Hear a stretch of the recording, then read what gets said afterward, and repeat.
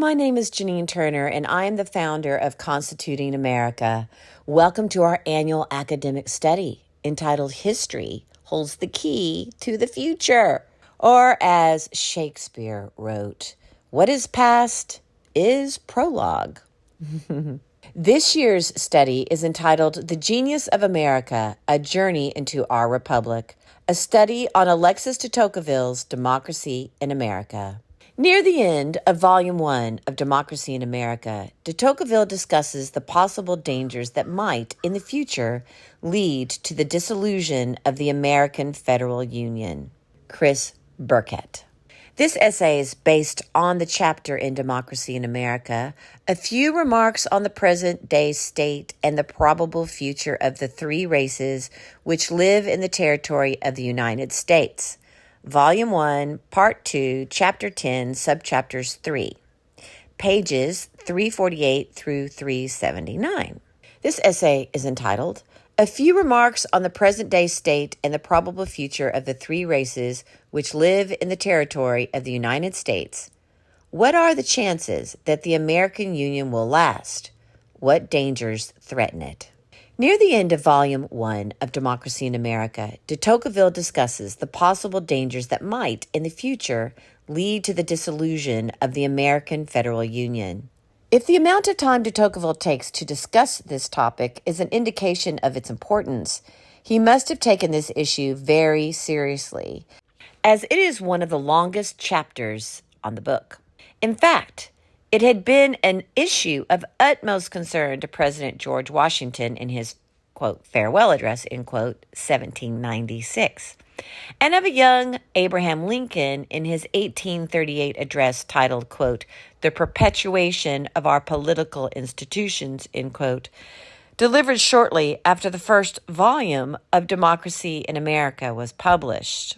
De Tocqueville begins by observing that, in the long run, the survival of the Union depends heavily on how long the delicate federal balance of powers and responsibilities between nation and states can be maintained. If that balance tips too far toward the national government, the states might become irrelevant. If it tips too far toward favoring state sovereignty over the national authority, the states might disassociate and thus break up the Union.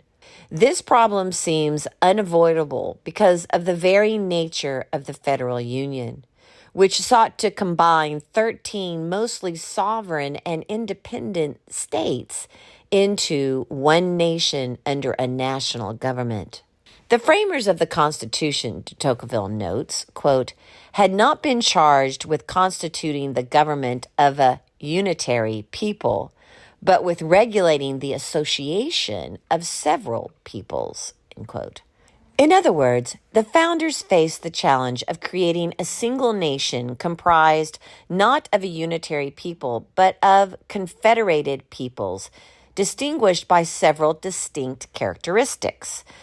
The problem is this, quote, unitary peoples are therefore naturally brought toward centralization, or strengthening the importance of the nation, and confederations toward dismemberment, end quote. Or to put it differently, a unitary people feels a kind of, quote, patriotism toward the nation, whereas confederated peoples tends to feel more, quote, patriotism toward their particular state, region, or section of the Union.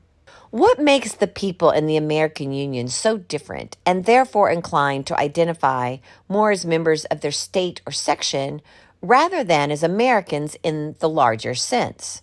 De Tocqueville points out many of the same differences that were emphasized by the anti-federalist Brutus in his essays opposing ratification of the Constitution in 1787 through 1788.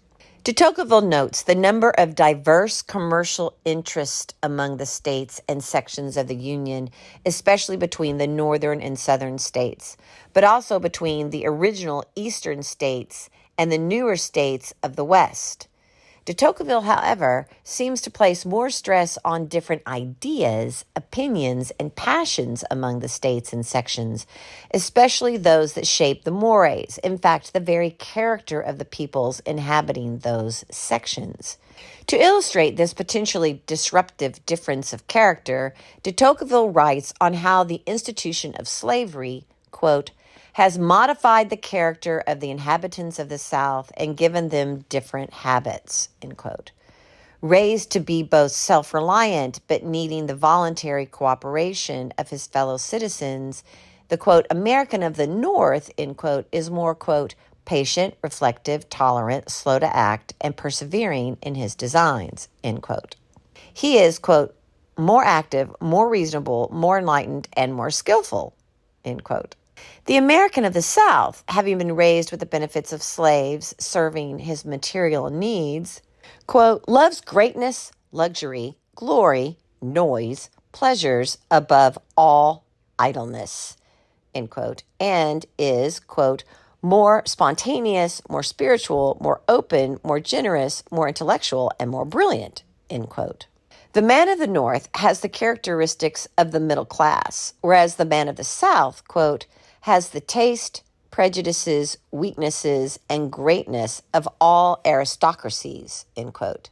De Tocqueville's point is that these powerful differences in character tend to divide rather than unite citizens as one American people.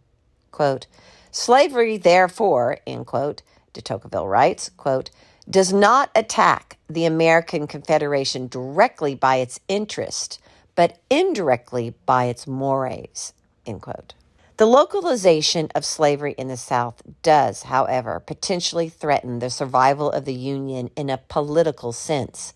With westward expansion, the centers of influence shift from the original states of the East, both North and South, to the new states of the West. With the addition of new states and therefore new representatives in Congress, the delicate balance of political power between free and slave states is jeopardized. The people of the South especially see how this affects the institution of slavery in their states in the future. The South, de Tocqueville observes, quote, knows that federal power is escaping it, that each year sees the number of its representatives in Congress diminish, and those of the North and West grow. The South, populated by ardent and irascible men, is irritated and restive, end quote.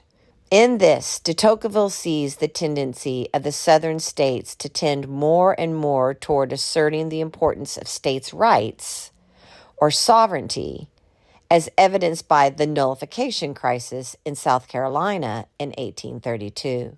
Thus, de Tocqueville predicts that if the Union is dissolved, it will likely be by one or two means, either by the abrupt secession of states from the Union or by a gradual reversal over time toward complete state independence.